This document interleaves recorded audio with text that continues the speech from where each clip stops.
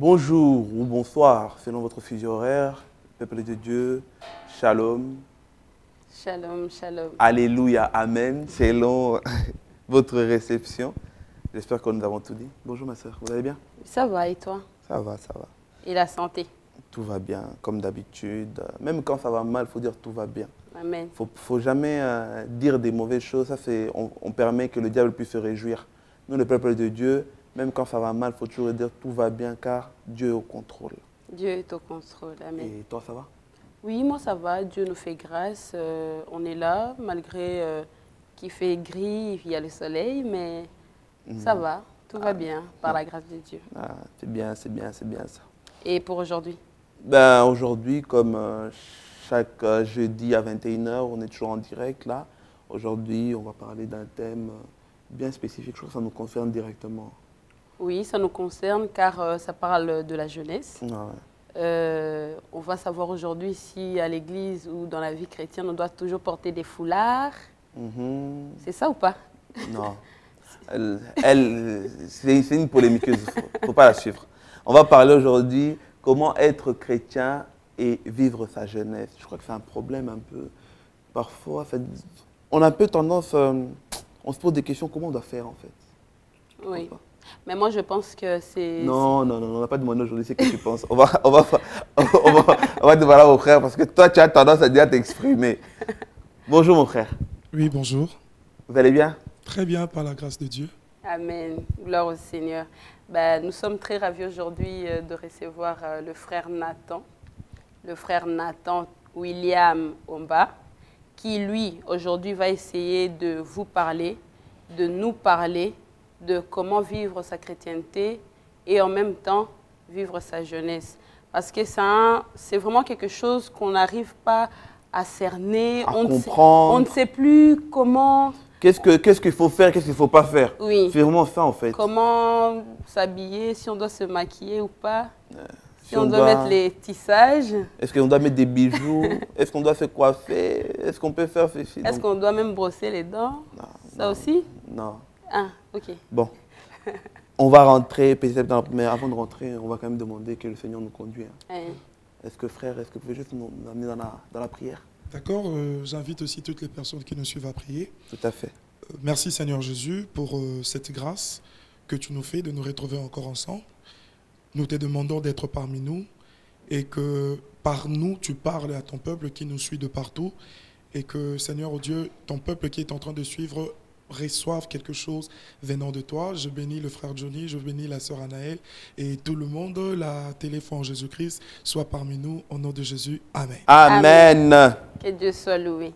Amen. Rebonjour et bonsoir. Bonjour, bonjour, bonsoir. On doit vous appeler frère ou on doit vous appeler pasteur? Frère Nathan. Oui. Ah, vous êtes pas pasteur? Pas encore. Ah, vous comptez devenir pasteur? Selon le bon vouloir du Seigneur.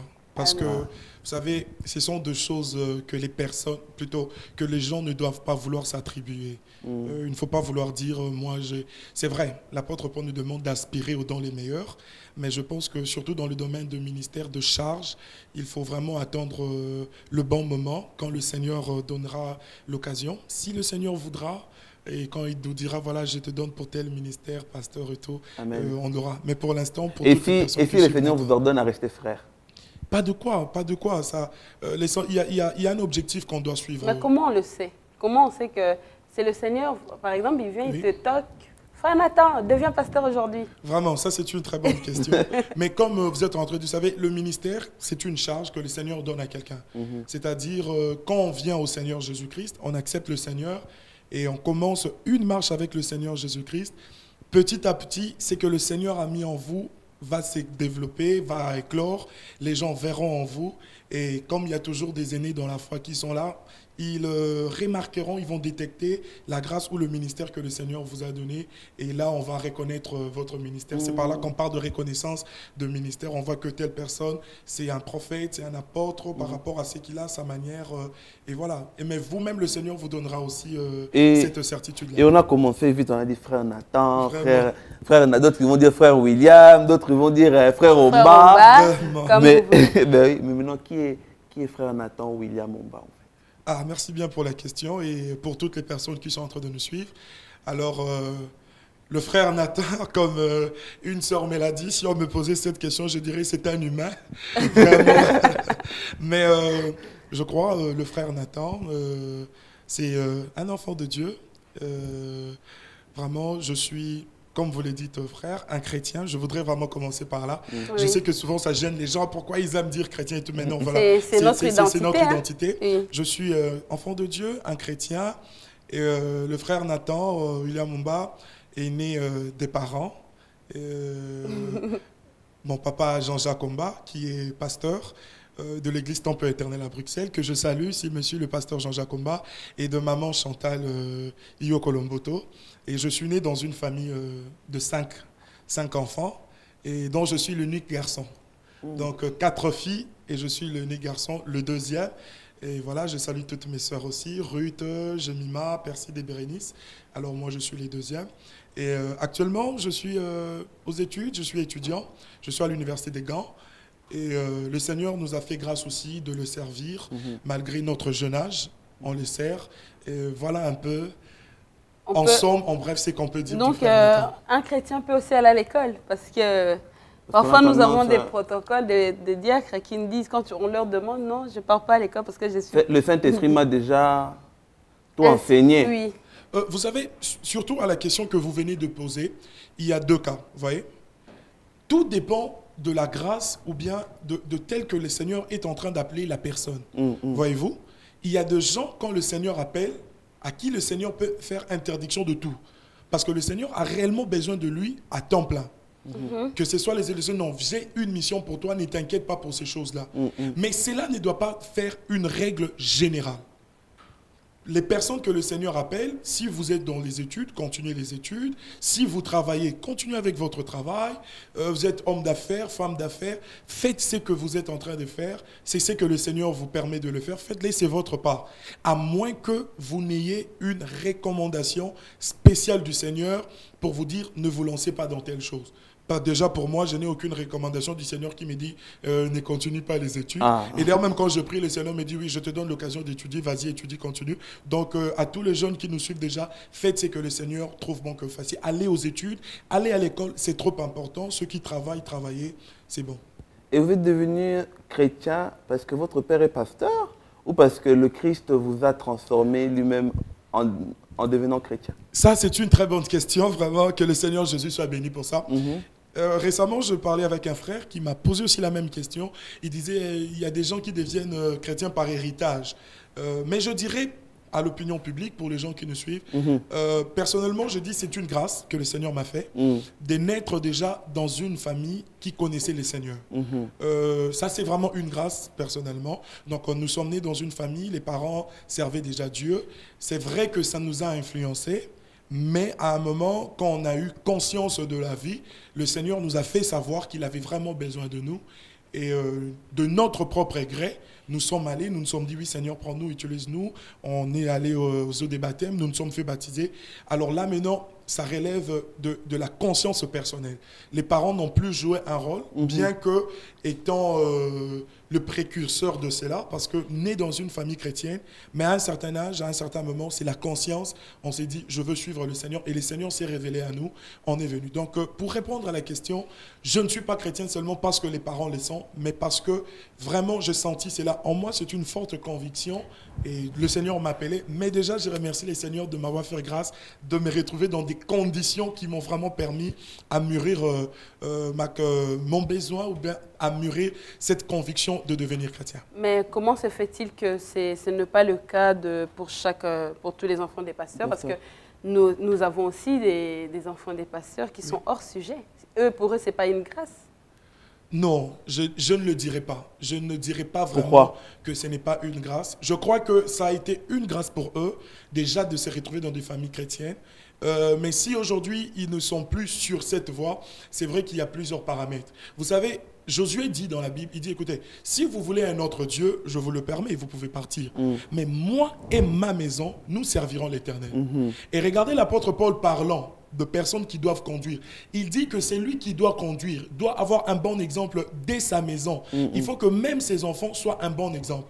Et ça, je dirais à tous les hommes qui sont entre eux, surtout les hommes de Dieu, à un moment, il ne faut pas dire que mes enfants, ils peuvent se... Non, c'est vrai que la conscience aussi, quelqu'un peut grandir, il peut partir quand il sent que, bon, il est dérouté. Mais ce n'est pas quelque chose à encourager. Il faut que les enfants des hommes de Dieu soient un exemple pour le ministère de leurs parents. Et parce que la Bible le dit, que c'est lui qui doit conduire les gens, ses enfants doivent être de modèles. Lui-même déjà doit savoir comment tenir sa maison. Mais c'est vrai que souvent nous condamnons les pasteurs parce que nous disons souvent qu'ils ne font pas bien leur travail. Mais si par exemple un parent, un pasteur qui apprend bien son enfant, qui est Jésus et tout, mais l'enfant ne veut pas suivre, dans ce cas-là, le papa, il fait quoi? Là, encore, c'est une très bonne question. Comme vous l'avez dit, il a fait tout ce qu'il peut faire. Je vais vous répondre par un passage de la Bible. Vous savez, d'Apocalypse, nous sommes au début de la vie de l'histoire de l'humanité. Plutôt, dans Genèse, l'Éternel crée Adam et tout. Regardez, le Seigneur commence à rechercher l'homme. Noé, tout le monde vient, Jésus-Christ qui arrive. Mais quand on arrive dans Apocalypse 22, nous sommes à la fin, la Bible dit que c'est lui qui se sanctifie, se sanctifie davantage. Et c'est lui qui continue dans le péché, qui s'essuie davantage. Je crois qu'un homme de Dieu qui a fait le nécessaire, qui a inculqué toutes les bonnes choses à son fils, à sa fille, à ceux de sa famille, qui a donné du sien, à un moment, si l'enfant est en train vraiment de présenter de signes de partie, c'est vrai, on ne peut pas dire que c'est sa faute ou qu'il est mal fait. Non, on ne peut pas lui donner tort. Parce que c'est vrai qu'à un moment, les enfants aussi, nous surtout enfants de pasteurs, il y a beaucoup de paramètres, beaucoup de facteurs qui influencent, que nous quittons, que nous ne suivons pas la voie tracée. Mais je crois que la faute n'y revient pas directement aux parents. Dans la mesure où il y a beaucoup d'influences, beaucoup de paramètres. Mais je crois que le parent doit vraiment beaucoup aussi prier pour que ces cas-là n'arrivent pas. Mais là, parce que c'est un grand danger. C'est aussi en fait, c'est vrai que nous, on parle des pasteurs, mais ça concerne les simples fidèles aussi de l'Église, qui ont des enfants rebelles. Oui, surtout ça. Je crois que, surtout pour les fidèles aussi, pour tout le monde, pour tous les jeunes, je crois qu'il faudrait, surtout les parents, de beaucoup prier aussi pour les enfants, pour que... de beaucoup prier et de s'investir. Vous savez, je veux employer ce terme-là, investir. La Bible dit dans Proverbe, apprends à ton enfant le chemin du Seigneur, parce que quand il sera grand, il ne s'en détournera pas. L'une des grandes difficultés des parents, surtout ceux qui sont en Europe, on ne s'investit pas. Ils ne s'investissent. Bon, je ne suis pas encore parent. Je m'enlève dans le... Ils ne s'investissent pas trop chez leurs enfants en ce qui concerne... Oui, pas assez. Il y a aussi beaucoup de légèreté, il faut le dire. Mais il n'y a que 24 heures en une journée. Oui, non, c'est-à-dire la vie quand tu as ton enfant qui naît, à un moment, les parents sont soit trop absents, soit ils ont trop délaissé aller, soit, comme on dit, bon, la liberté et tout. Les parents, à un moment, ne s'investissent pas. Et ça, c'est aussi, surtout les parents chrétiens. Les parents chrétiens, il y a un peu trop de légèreté, surtout concernant la foi. À un moment, on laisse les enfants faire tout ce qu'ils font, on sait que c'est contraire. On dit, au bâtiment, et tout. Non, mais je crois que les parents doit faire un effort de s'investir auprès des enfants, leur apprendre le chemin dès qu'ils sont petits, de façon à ce que quand ils grandissent, qu'ils ne s'en détournent pas. Et à cela, il faut qu'ils ajoutent une prière fervente, une prière de foi pour demander à Dieu de garder toujours ses enfants vers le bon chemin. Je crois que cela épargnera vraiment beaucoup de dérapages. Est-ce que dans votre cas, par exemple, c'était difficile peut-être de grandir avec ce statut-là d'enfant de pasteur? L'enfant d'un pasteur. Je crois que oui. Ça a été à un moment difficile, mais maintenant je le vois dans un autre angle. Comment? C'était difficile. Pourquoi c'est difficile de grandir? C'est difficile. Pourquoi? Alors pourquoi je le dis? Parce que vous savez, quand vous êtes enfant de pasteur déjà, vous avez une certaine image qui, vous ne présentez pas seulement votre image, mais l'image aussi de votre papa, de votre maman qui est servante de Dieu. Donc, vous avez un poids en vous. Vous êtes comme le miroir, le testeur. Certaines personnes que moi j'appelle souvent aussi des personnes mal affermies peuvent brancher parce qu'ils vous ont vu faire telle chose. Donc, à un moment, vous êtes appelé à faire des choses, non pas parce que vous-même, vous le voulez, mais quelque part aussi pour sauvegarder l'image de votre parent. C'est vrai que c'est vraiment difficile. Au début, ça a été très difficile, comme je le disais. C'est qu'on disait, bon, je ne peux pas faire ça parce que moi, on a pasteur. C'était un peu ça. On s'est dit, bon, mon papa, je dois protéger. Mais quand on a grandi, Quand on a commencé à comprendre les choses, on s'est dit non, ce n'est pas seulement pour cet homme-là, non pas parce qu'il est pasteur, mais au-dessus de lui, il y a un autre homme qui s'appelle le Seigneur Jésus-Christ. Donc maintenant, je ne le fais pas parce que Nazara, moi, n'a pasteur, non, mais je le fais parce que je suis enfant de Dieu. Parce qu'il y a un Seigneur Jésus-Christ qui est le législateur de ma vie, qui voit ce que je suis en train de faire. Moi, je dis aux gens, actuellement, Nazara Souma Ramté parce que c'est le fils de Gigio. Bon, c'est l'abréviation du nom de Jean-Jacques Omar, on dit Gigio. Donc, mais maintenant, je l'ai fait parce que je suis enfant de Dieu. Oui, c'est beau. Oui, parce que je suis enfant de Dieu. Si je ne fais pas de bêtises, déjà je vais être cru. N'a qu'une boîte de nuitée, pas seulement parce qu'on va dire que le fils du pasteur est parti. Non, mais parce qu'en tant qu'enfant de Dieu, je ne peux pas prendre de l'alcool, je ne fume pas, je ne suis pas dans certaines immoralités, je ne suis plus dans le cadre, moi, un pasteur, mais maintenant, je suis dans le cadre d'enfant de Dieu. Donc, un enfant du pasteur ne peut pas aller en boîte, ne peut pas fumer, ne peut pas prendre de l'alcool. Mais on dit que l'apôtre Paul a dit à Timothée un peu de vin pour l'estomac. Donc, ça veut dire que boire de l'alcool pour un chrétien. Déjà, je quitte dans le cas des enfants de pasteur pour tout un chrétien. Le Saint-Esprit ne cohabite pas avec le vin parce que le vin rend un homme insensé, ça lui fait perdre beaucoup de sens. Je veux donner un petit exemple en parlant de ça. Il y a 2 enfants dans la Bible qui doivent naître. Je parle de Samson et je parle de Jean-Baptiste. Le Seigneur, dans l'Ancienne Alliance, l'Esprit ne reposait pas sur tout le monde. Il y avait des personnes bien choisies en qui le Seigneur mettait son esprit. Voilà pourquoi le Seigneur fait la promesse dans Joël, il dit, dans les derniers temps, je répandrai de mon esprit sur toute chair. C'est parce que dans l'Ancienne Alliance, l'Esprit de Dieu n'était pas sur tout le monde. Mais le Seigneur dit, bon, maintenant je veux que ça soit sur tout le monde. Oui. Regardez Samson et Jean-Baptiste qui doivent naître. C'est qui Samson? Samson. Le Samson. Ok, Samson. J'ai cru qu'on parlait d'un dessin animé. Samson. Moi, j'ai compris. Frère, il faut continuer. Voilà. Donc, Samson et Jean-Baptiste, l'ange qui vient parler à leurs parents, il leur dit, les enfants que vous mettrez au monde, ils sont destinés à des grandes choses, ils seront remplis déjà du Saint-Esprit. Et de tels enfants, vous déjà leurs parents, vous ne devez plus prendre l'alcool. Regardez pour la maman de Samson, on lui dit, tu ne prendras ni alcool enivrante, ni liqueur forte. Regardez dans Samuel le début, on parle de boisson enivrante, ni liqueur forte. On interdit à la maman. Pourquoi on dit? Parce que cet enfant-là est appelé à des grandes choses. Il sera rempli du Saint-Esprit. C'est la même chose pour Élisabeth. On lui dit que cet enfant-là, le Saint-Esprit, il est rempli du Saint-Esprit dès le ventre de sa mère. Déjà, on voit que le Saint-Esprit ne cohabite pas avec l'alcool. Les 2 enfants sont interdits. On interdit à leurs parents de prendre l'alcool. Et même ces enfants-là ne doivent pas tousser à ces choses parce qu'ils sont remplis du Saint-Esprit. Or, nous, enfants de Dieu, qui sommes maintenant pas nés des hommes, mais nés par le Seigneur Jésus-Christ, par la nouvelle naissance. Le Seigneur nous a engendrés. Alors quand nous sommes engendrés par le Seigneur, nous sommes déjà remplis du Saint-Esprit de Dieu. Alors le Saint-Esprit ne peut pas cohabiter avec ces choses-là. Donc on rejette déjà ces choses. J'ai l'impression qu'on est à l'église là. Mais attention, hein, parce qu'il va prendre notre place, il risque de prêcher ici. Bon. On va doser. Que le Seigneur soit loué. Vous avez déjà compris que le frère, vous savez maintenant qui est le frère Nathan William Bomba. Exactement. C'est quelqu'un de vraiment, il aime la parole, l'amoureux de la parole. Oui. Mais maintenant, on va ouvrir notre sujet. Notre sujet. D'accord. Je te laisse ouvrir le bal. Exactement. Je vais appuyer la question. Maintenant, nous voulons savoir, est-ce que le jeûne, est-ce que lorsque nous sommes jeunes chrétiens, nous sommes dans le Seigneur, nous servons le Seigneur, nous ne devons plus vivre une vie normale? Je vais dire, faire par exemple, regarder la télé, aller à l'école, aider sa maman, ou beaucoup de choses que nous faisons avant lorsque nous étions dans le monde et que maintenant que nous sommes chrétiens. On doit le faire ou pas? Ou tout simplement pour bien appuyer, est-ce que c'est parce qu'aujourd'hui on est devenu chrétien, du coup on doit tout se priver? Est-ce qu'on doit tout se priver ou comment? Merci bien vraiment pour la question, qui est une question très pertinente. Et c'est le sujet même, comment être chrétien et vivre sa jeunesse. Doit-on, comme on vient de le dire, se priver de beaucoup de choses et de tout? Non, je ne crois pas déjà. On ne doit pas se priver de tout. Parce que dans tout, il y a tout.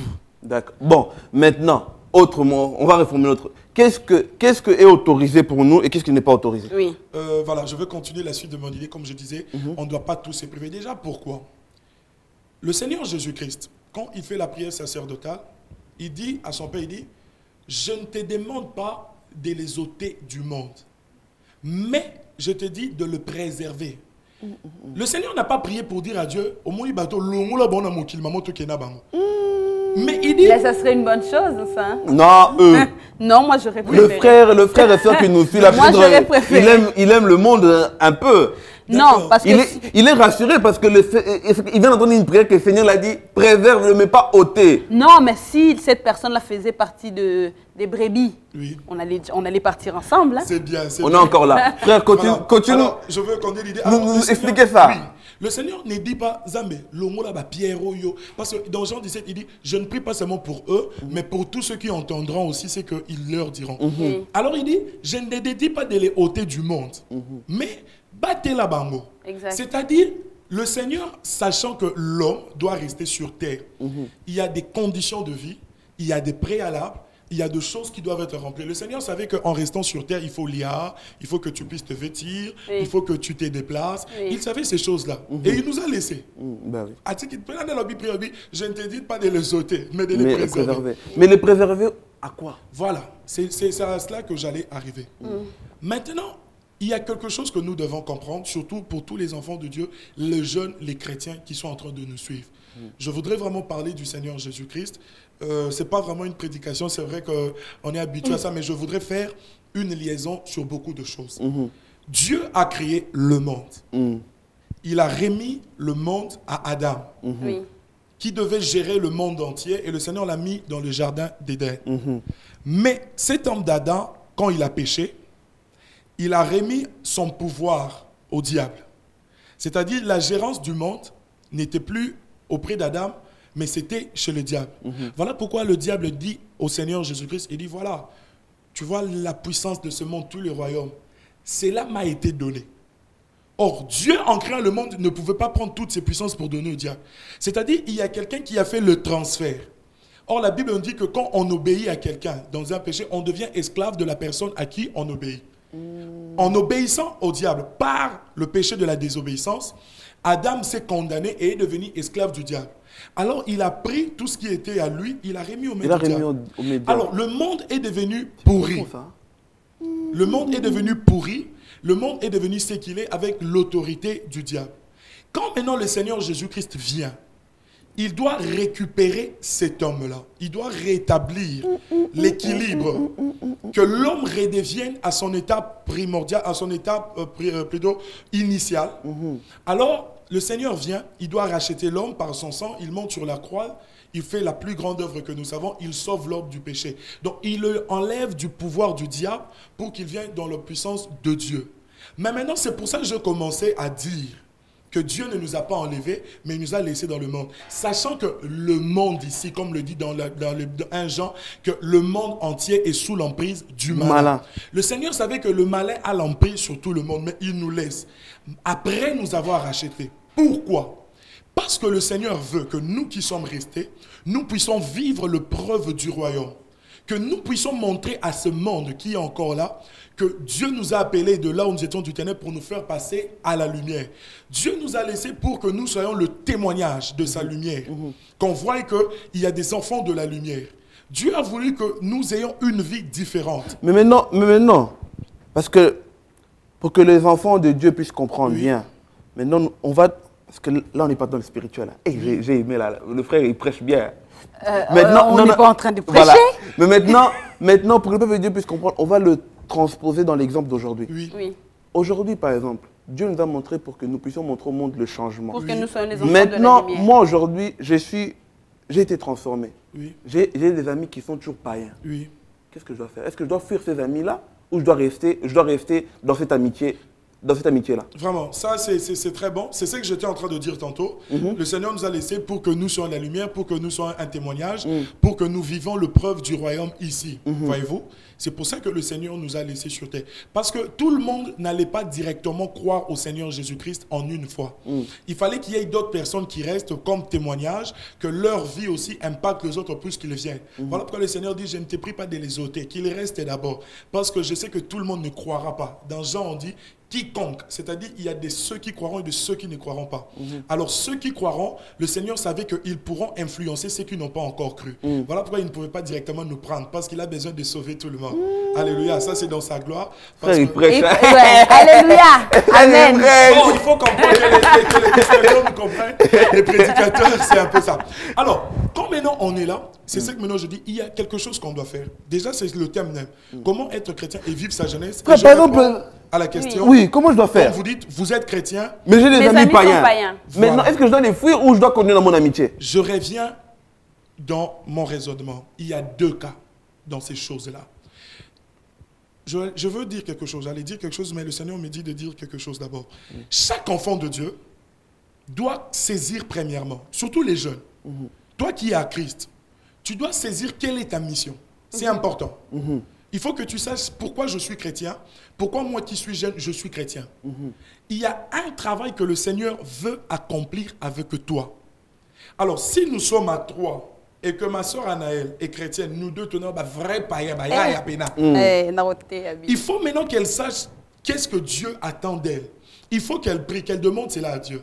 Parfois, le Seigneur veut que par elle, toi et moi, nous connaissons le Seigneur. Vous trouverez bien des cas aujourd'hui dans la vie chrétienne où les gens ont commencé à prier, non pas parce qu'il aime Tabanda, mais son ami l'a invité. Exactement. Tu verras un monsieur, nous on avait notre encadreur de la jeunesse au Congo qui nous disait, je suis venu à l'église parce que j'ai dragué une fille, et la fille me dit, bon, comme Yozo Linganga te ké église, le Seigneur, KO. Et il change, voyez-vous? Oui. Donc le Seigneur peut mettre la sœur Anaël parce qu'elle est là, voyez-vous?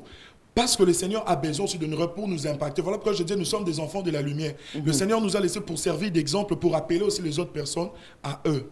Mais maintenant, il y a un autre danger. Lequel?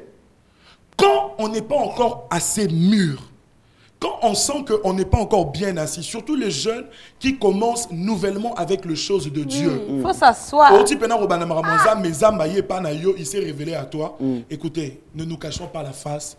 L'apôtre Paul dit, les mauvaises compagnies corrompent les bonnes mœurs. Oui. À un moment, il ne faut pas te dire, non, j'ai l'esprit. Exactement. Oui. Non. Le corps est bien disposé, mais la chair est faible. Pas seulement ça, c'est qu'on va t'attirer. Écoutez, je vais vous dire quelque chose. Oui. Le monde est régi par la loi du spirituel, c'est-à-dire la loi de force contre force. Il y a une force qui agit contre une autre. Il y a la force qui attire. Celui qui est puissant domine sur l'autre. Que vous ne le voulez pas jusqu'à la fin du monde, il y aura toujours de puissance, plutôt nation la plus puissante du monde, nation la plus pauvre du monde. C'est ça l'équilibre du monde.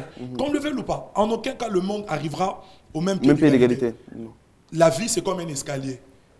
Moi, je suis à la 5e marche, l'autre est à la 1re marche, l'autre est à la 10e marche. Donc, il y a cela. Donc, il faut faire attention, surtout les jeunes.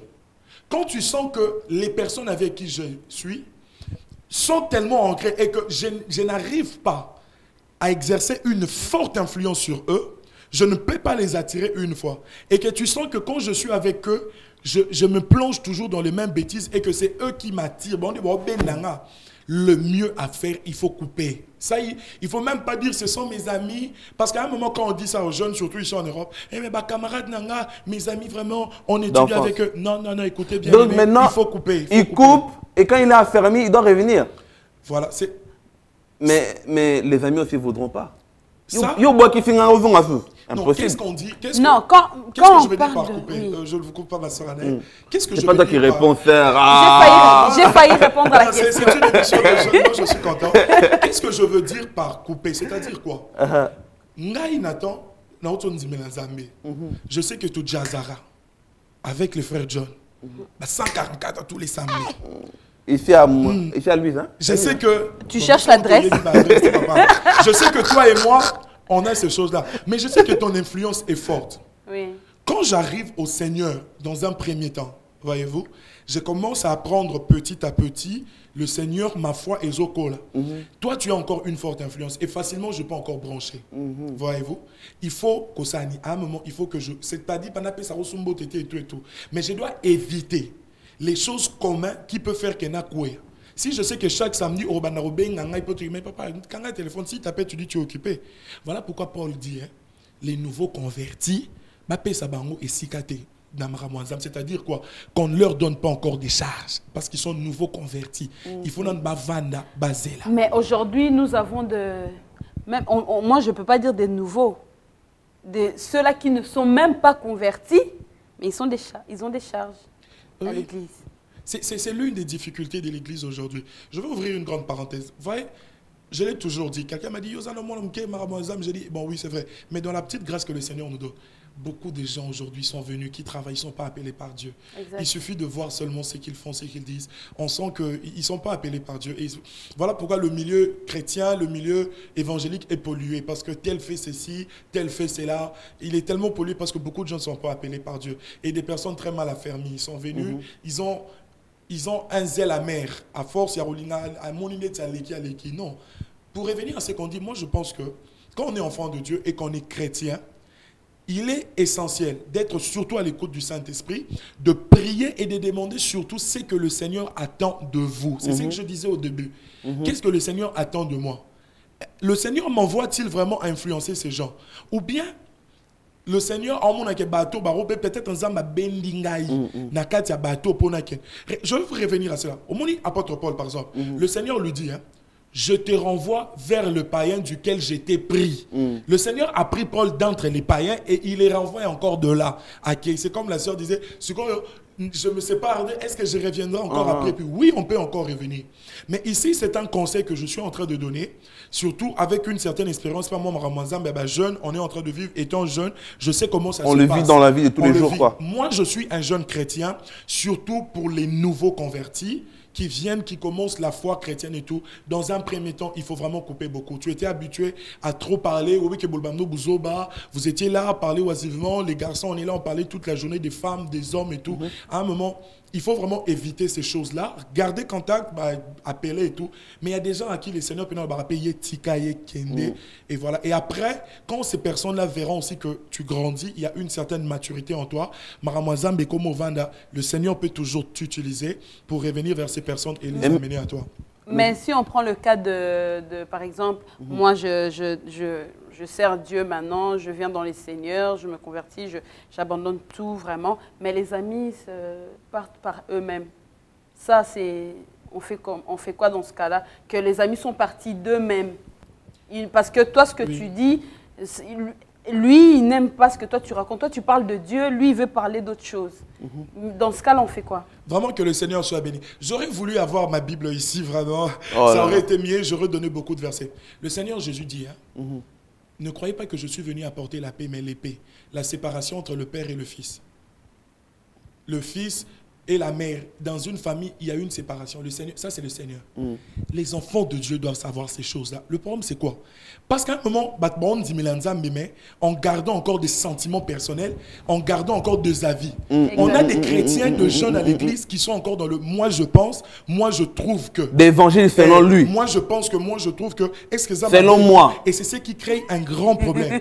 Écoutez, évangile selon moi. Quand vous avez reçu le Seigneur Jésus-Christ, votre vie doit changer. Vous n'êtes plus dans le méli-mélo. Le Seigneur vous a enlevé du mal pour vous faire entrer dans autre chose. Vous devenez quelqu'un de saint, quelqu'un de sacré, de consacré pour le Seigneur. Si les amis doivent partir, ne vous en faites pas pour cela. Parfois, c'est bien, c'est ton bien à toi. Dieu est en train de te sauver pour quelque chose. Mais si tu penses que tu aimes réellement tes amis là, c'est que je te conseille, dis Seigneur, puisque tu m'as fait grâce de te connaître, fais aussi grâce que ces personnes-là puissent te connaître. Attire-les aussi vers toi. Et ils seront peut-être aussi... Et avec... Mais attends. Ah, toi tu parles beaucoup. Attends. Maintenant, avec des amis arabes, d'autres religions, comment on doit faire? Oui, ça c'est vraiment une très bonne question. Je dis toujours à mes soeurs, j'ai un ami, mon meilleur ami lui-même c'est un arabe. Ah, voilà. Quelqu'un avec qui je parle. Mais écoutez, c'est comme ça que j'étais en train de dire. Il faut être mûr pour certaines choses et il faut prier pour demander à Dieu ce que le Seigneur attend de vous. Un enfant de Dieu doit savoir quelque chose. Écoutez, le Seigneur dit, hein, une lumière, une lampe, on ne la met pas sous un lit. Une lumière doit être au-dessus. Parce que le but, c'est d'éclairer. Jésus a dit, vous êtes la lumière du monde. C'est-à-dire, en tant que chrétien, surtout le jeune, quand les gens vous voient, ils vont monter mon apôle. Il faut que les gens vont dire, on avait un problème, la solution est trouvée parce que telle personne est là. Les gens disent, tout le monde peut être sentimental, tout le monde peut dire quelque chose d'insensé, mais telle personne, quand elle est là, telle fille, quand elle est là, il y a quelque chose de sensé qui est là. Alors, dans nos relations, parce que c'est vrai, aujourd'hui, par exemple, ici en Europe, nous étudions, il y a des Arabes, des bouddhistes, des athées, ceux qui disent je ne crois pas et tout. Et avec tout ce que nous sommes en train de vivre, la liberté d'expression, je veux dire ceci aux jeunes. Il faut être sage. Moi, je vois souvent beaucoup de jeunes qui sont là dans des discussions. Jésus, Mahomet, papa, tika. À un moment, on ne sait pas calmer les tempéraments des gens. Hein? On ne sait pas calmer les tempéraments des gens. Il y a des gens qui ne supportent pas à force de dire il peut te faire quelque chose parce qu'ils pensent qu'ils ont manqué du respect à son prophète. Voilà, leur cri là. Voilà. Oui, là, je suis en train de dire un conseil à tous les jeunes. Pourquoi? Il faut être sage d'abord. C'est quoi être sage? Merci, ma soeur. Je suis en train de venir par là. C'est-à-dire quoi? Par être sage. L'apôtre Paul dit à Timothée, il faut fuir les discussions vaines. D'où naissent les querelles. Il ne faut pas entrer dans des discussions où il y a déjà moutons parce qu'il y a des musulmans et des chrétiens. Il faut éviter ces choses-là. Il ne faut pas prévaloir. L'apôtre Paul dit encore, il ne faut pas avoir une trop haute opinion de soi. Il ne faut pas être comme et tout. Il faut vivre dans la simplicité. Et comme je reviens toujours à cette chose, maintenant, saisir la mission. Pourquoi le Seigneur t'a mis parmi tous ces gens-là? Et prier le Seigneur. Demander que le Seigneur a guidé. Que le Seigneur te montre. Hein? Il faut aussi en parler. Je sais que vous avez des encadreurs parce qu'un jeune dira par exemple, mais comment le Seigneur peut me montrer? Vous avez des encadreurs, vous avez des pasteurs. Partagez avec eux, qu'ils vous disent. Parfois, le Seigneur t'a mis là. Moi, j'ai vu des musulmans se convertir au christianisme parce qu'il était avec un ami chrétien. Parfois, le Seigneur t'a mis là parce que le Seigneur veut que tu parles avec lui. Et il faut choisir de moments propices, c'est-à-dire de moments où tout est bon, où tu peux dire, est-ce qu'on peut partager avec amour, où ce n'est pas un débat et tout. Tu dis, tu vois, nous, la Bible dit ceci, vous dites ça.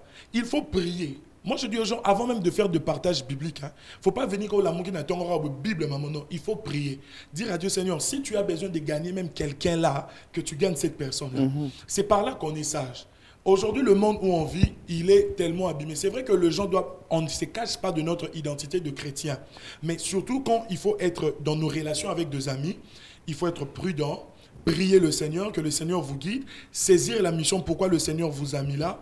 Et comme je ne cesse de le dire, vous êtes une lumière avec des amis quand vous avez un temps agréable, un temps où vous pouvez, où tu sais que tu peux être chez lui, il peut être chez toi, quelque part, où tu peux lui parler calmement, Bozo, partager petit à petit. Si l'œuvre de Dieu et que la volonté de Dieu et que cette personne soit sauvée, vraiment le Seigneur l'appellera à toi. Mais je dis vraiment à tous les jeunes qui sont en train de me suivre, qui sont dans des écoles, dans des universités et tout, évitez surtout les discussions stériles, les discussions qui n'aboutissent à rien. Oui, qui n'aboutissent à rien, comme l'apôtre Paul a dit, les disputes où naissent les discussions folles et vaines, où naissent les querelles. Tu es chrétien, les gens doivent le savoir, mais choisis de bons moments, sois sage. Tous dans un pays aujourd'hui où on est là, la liberté, où quelqu'un peut dire, il m'a obligé dans ma casse, si il prend, il prétend ceci, il a insulté, insulte à notre religion et tout.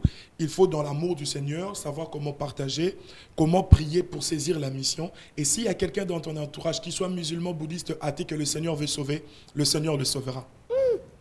Frère, il parle, hein? Il parle très très bien. Il parle très très bien. En plus, il remet les pendules à l'heure. Exactement. Et la fête, ma soeur. Je sentais qu'il t'avait une question tout à l'heure là. Tout à l'heure, quand? Elle n'est pas partie. Elle est partie.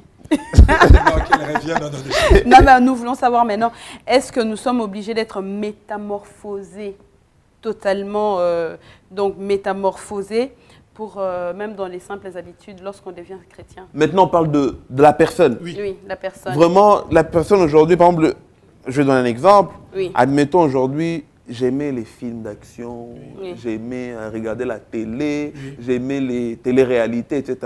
Parce que je suis devenu chrétien. Donc j'abandonne tout. Du coup, j'abandonne tout. Je ferme. Donc même la télé, ça devient un péché pour moi. Donc hier, je mettais des minuit jupes. Hein.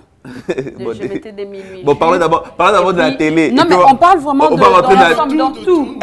Parlons d'abord de la télé, puis on va rentrer des minuit. Oui. Mais c'est la même question. Oui, que le Seigneur Jésus soit béni pour cette question.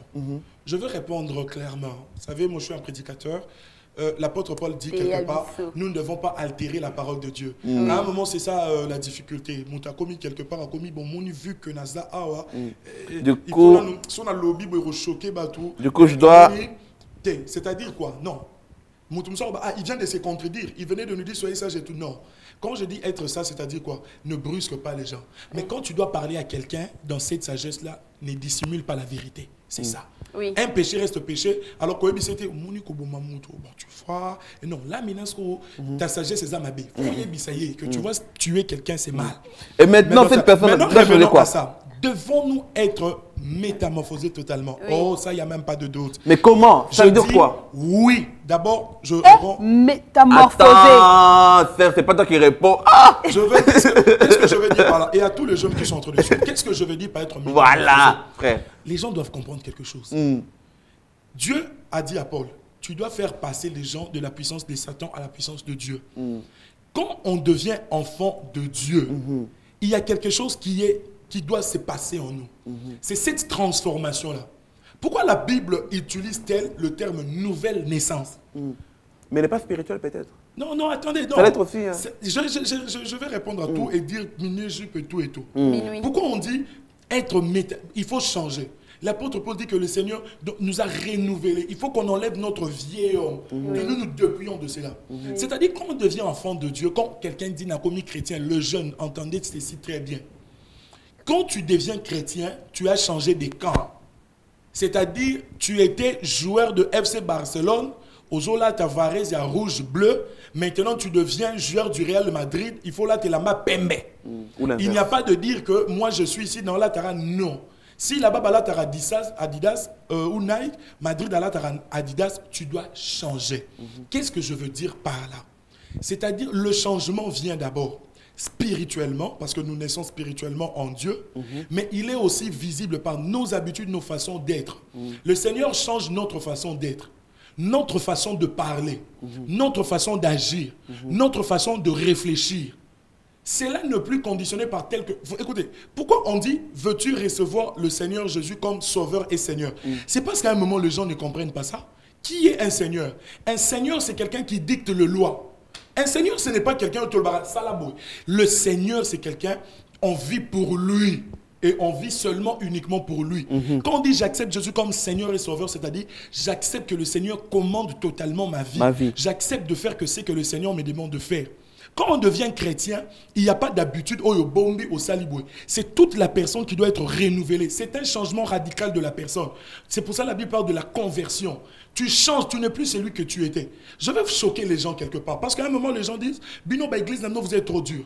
Regardez l'apôtre Paul, parlant de choses qui font pécher les gens. Il dit les excès des tables. Attendez, qu'est-ce que les manger a à voir avec le spirituel? Pourquoi l'apôtre Paul? À un moment, les gens t'entendent la Bible, mais les gens ne vont pas loin. On va pas loin. Pourquoi il dit les excès des tables? Vous péchez. C'est au lieu à Ming. Oui, mais qu'on a les Ming. Pourquoi il va si loin? Parce que les chrétiens, à un moment, on s'arrête. Les gens vont comment rebrandir c'est-à-dire pas d'impudicité, ne va pas dans les bois de nuit et tout. Mais le langage même Yamoutou n'a pas changé. Oui. Et je vois souvent les jeunes chrétiens sur Facebook qui sont là. Je suis tel que je suis. Je ne veux pas changer. Mais attends, ça tu es quel genre de chrétien? Tu vois quelqu'un, il est là. Oh, je suis tel que je suis. Je reste tel que je suis. Attends, tu es impoli et tu vas rester tel que tu es là. Aussi, vous ne voulez pas me supporter, partez. Je ne sais pas. Attendez. Mais attendez, ça c'est quelle chrétienté? C'est parce qu'il y a eu de la légèreté. Laissez-nous dire un peu de choses aux jeunes. Les gens viennent, ils sont là. Quelqu'un qui était, il vivait tel qu'il était, et il veut rester comme ça. Non. Quand tu viens en Christ, même le langage, le logo se change. Même la façon d'agir. Tu haïssais les gens fautiques. Tu t'es promené dans l'huile au temple. Eh non, c'est pénalité. Ça doit cesser. Tu n'as pas être là, tu n'as pas à avoir des langages, oh, je ne l'aime pas, oh, non, je ne le supporte pas, oh non, moi je vis ma vie et personne n'a rien à dire. Non, papa, la parole de Dieu a dit quelque chose. Quelqu'un m'a dit, frère, ne jugez pas. Moi, je dis, moi, je ne te juge pas. Mais la Bible dit dans Hébreu que la parole de Dieu est plus puissante, elle est plus tranchante. Et elle juge même les pensées et les sentiments. Quand on devient enfant de Dieu, la parole de Dieu doit juger tes sentiments. La Bible juge même tes pensées. Donc tu ne peux pas penser, oh, ça c'est moi, je conçois ceci. Il faut l'ilobazambe et juger ça. Écoutez, les sentiments de l'homme. Oh, ben, il y a sentiment dans la Bible dit que la parole doit juger ces choses. Donc, pour dire qu'on doit subir un changement, radical de choses, c'est métamorphoser. Mais c'est métamorphoser en quoi? C'est-à-dire abandonner les mauvaises choses pour prendre maintenant les bonnes choses. Abandonner ce qui était inutile, ce qui nous amène à être loin de Dieu, ce que Dieu n'aime pas, pour maintenant prendre ce qui est agréable à Dieu. Tu ne me diras pas que maintenant, comme je suis en train de changer radicalement, bon, on a relié les sous-soutés parce qu'on a commis chrétien. Non. Mais c'est aussi une façon de faire un régime. Bon, oui, si tu veux faire le régime, tant mieux pour toi. Si quelqu'un dit n'a relié les sous-soutés. Mais c'est pas un péché de faire un régime. Non, mais c'est ce que je suis en train de dire. C'est comme on va se dire, bon, comme on a commis chrétien, on a 4 sous-sous quittés, je ne veux plus me raser, je ne veux plus brosser. Non. Ça, c'est dans le soin corporel, il faut être propre et tout. Mais ici, on parle des œuvres mortes. C'est-à-dire qu'on dit de changer notre attitude, notre façon de penser, notre manière d'être avec les gens, ce que nous pensons, notre manière de concevoir les choses change. Maintenant, on ne vit pas comme on était, on ne dit pas ce qu'on pense, mais on dit ce que la parole de Dieu pense. C'est comme ça que je dis, quand on dit de changer, c'est-à-dire, il faut laisser les œuvres mortes. Moi, je pense ici, c'est laisser maintenant conduire par le Seigneur. Est-ce que l'accoutrement doit changer, comme ma frère dit? Très bien, papa, surtout ça. Surtout ça, ça doit changer. On doit aussi abandonner les pantalons. Bon, je ne voudrais pas entrer dans cette polémique grande. Parler en général. Non, pourquoi? Je ne voudrais pas vraiment épingler ça, mais je veux dire quelque chose. Écoutez, c'est ce que je dis à un moment. L'évangile,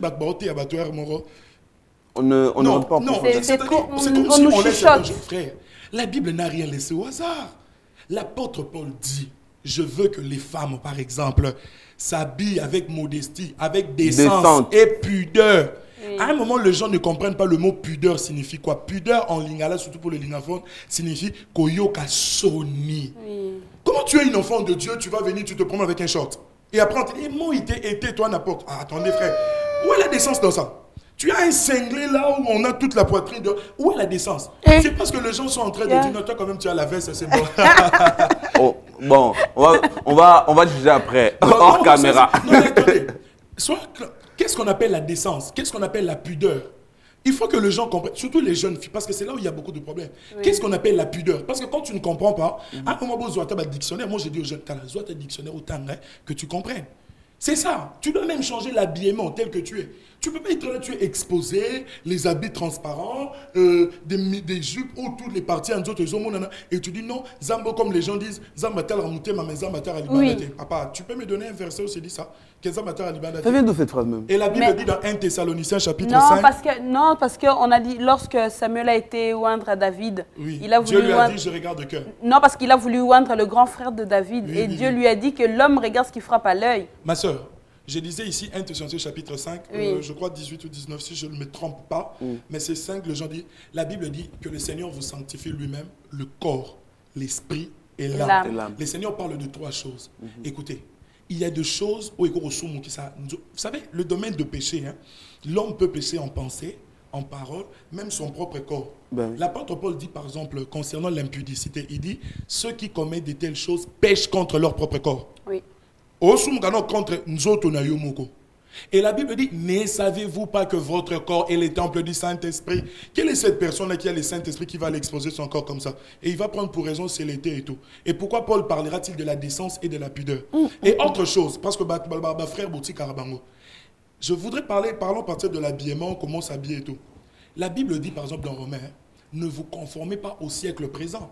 Surtout les jeunes frères, papa, c'est pas parce qu'il y a une star américaine qui a mis un style là, et tous les jeunes garçons, vous êtes là. À un moment, à quoi ça sert? C'est comme quelqu'un m'a dit, frère, comment il parle dans la Bible qu'il faut rouler ta veste? Moi, je dis, mais la Bible dit dans Philippiens 8 que tout ce qui est acceptable, tout ce qui est bon, tout ce qui est jugé bon, tout ce qui est approuvable. Quand je suis habillé comme ça choque quelqu'un en quoi? Et ça m'a bêté. C'est-à-dire même si on a mon un présent, le roi Philippe qui est habillé comme ça, du moment où tout est bon, tout est acceptable, le Seigneur prend grâce à cela. Mais quand quelque chose nous est demandé dans la Bible et que c'est acceptable, la parole de Dieu interdit cela. Le jeune, on ne peut pas se conformer à ce que nous sommes en train de voir, à ce qu'on est en train de voir. Je disais même à des sœurs, aujourd'hui il y a des langages même dans la rue, les jeunes entre eux, il y a des termes moussous que nous sommes en train de prendre Karaboué, au lieu qu'il déconne, ton ami arabe qui est en toile, tel terme tu prends, et moi terme, moi et bini Karaboué. Et tu vois les enfants de Dieu qui sont même dans le même langage, on ne sait pas qui est enfant de Dieu, qui ne l'est pas. Et les termes qu'on dit, les LOL, les MDR, là, Eh ça bon, nous sert à quoi? Ça encore, c'est ce que je suis en train de dire ici, l'influence des réseaux sociaux, Tokutangogar. Elle est normal, c'est normal ça. Pour ça aussi, je ne veux pas que Batouba Inara, les jeunes vont dire parce ça, que moi, c'est parce que moi je connais une sœur par exemple qui dit toutes ces choses-là sont mauvaises. Non, du moment où il y a une signification à ça, moi je sais par exemple de Toucha MDR et Lini Koloba, mort de rire. Mais moi j'ai toujours dit, pourquoi un chrétien, nous les jeunes, nous devons dire mort de rire? Pourquoi nous ne disons pas rire de joie par exemple? Voilà, mais tu peux nous proposer ça aussi, rire de joie. Ok, RDJ, oui. rire de joie, mais oui. c'est aussi, c'est ça. Mais pour dire cela, c'est-à-dire quoi? Quand on parle de métamorphosé, peut-être on s'est trop arrêté pour l'habillement, mais je vais dire aux jeunes chrétiens, c'est-à-dire quoi? Lis la parole de Dieu. La Bible donne une conduite à suivre. Quand elle parle de l'habillement, avec décence et pudeur, ma soeur, tout la tabongo. Quand la Bible nous dit, ne convoitez pas, ne suivez pas le siècle présent, mais soyez renouvelés par l'intelligence de l'esprit. Tout la nano, c'était Zobima, le style, il est dit ceci, il est fait ceci. Soyons vraiment renouvelés. Changeons. Que ce qui est mal, c'est que la Bible refuse, c'est que la Bible nous dit telle chose, et c'était. Que ce soit d'une manière claire ou d'une manière qui peut être expliquée, figurée par la Bible, vraiment abandonnons cela. Abandonnons cela, abandonnons j'ai cela. été vraiment béni. Moi aussi d'ailleurs. Surtout le frère a éclairci certaines choses. Oui. Des choses que nous ne connaissons pas avant. Nous ne connaissons pas vraiment et surtout avec des rapports bibliques. Exactement. Oh là là. Mais maintenant, nous allons peut-être demander à notre frère son dernier mot. Conclusion. Mais je veux que ça parle de comment être chrétien et vivre. En conclusion, comme souvent notre papa l'État dit, on prend quoi, on laisse quoi. Oui. En conclusion. Qu'est-ce que le peuple de Dieu doit retenir aujourd'hui par rapport à ça? Déjà, à tous les téléspectateurs, je sais que vous avez remarqué que le sujet, il est trop grand, il est trop vaste. Le temps nous fait défaut. Le temps nous fait défaut. Mais je veux dire ceci à tous les jeunes chrétiens qui sont en train de me suivre. Comment vivre sa chrétienté et vivre sa jeunesse? Vous devez savoir ceci. Il ne faut pas qu'on ait de parti pris, enlever ou bien prendre quelque chose. La vie chrétienne est une vie de sacrifice, est une vie d'abandon.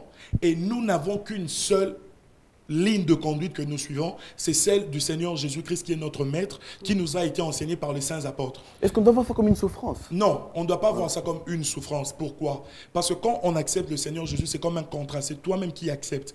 Voilà pourquoi le baptême, la Bible dit dans 1 Pierre que c'est un engagement de bonne conscience de l'homme envers Dieu. C'est-à-dire, en devenant enfant de Dieu, on s'engage avec une très bonne conscience. Alors, à tous les jeunes qui sont en train de me suivre, vous devez déjà saisir cela. Il faut savoir, vous devez saisir pourquoi vous êtes chrétien. Vous n'êtes pas devenu chrétien pour plaire à quelqu'un. Vous n'êtes pas devenu chrétien pour qu'on dise, bon, comme dans la famille, tout le monde est chrétien, je deviens chrétien. Vous n'êtes pas devenu chrétien pour poster des statuts tout le temps sur Facebook, Jésus est vivant, Ebenezer. Non, tu n'es pas d'abord venu chrétien pour ça. Mais nous sommes chrétiens parce que nous avons voulu hériter le royaume de Dieu. Et pour entrer dans le royaume de Dieu, il y a des conditions. Donc, il faut maintenant entrer dans ces conditions-là. Et maintenant, parlons de la jeunesse. C'est vrai que la jeunesse, il y a beaucoup de pulsions, il y a beaucoup d'énergie, il y a beaucoup de tout. Faites tout ce que vous pouvez faire du moment où cela n'est pas condamnable par la parole de Dieu. Allez dans des voyages scolaires, allez-y, va manger dans ton quick, va faire du tourisme. J'étais en Italie l'année passée, va à Rome, va à Paris, à Tour Eiffel.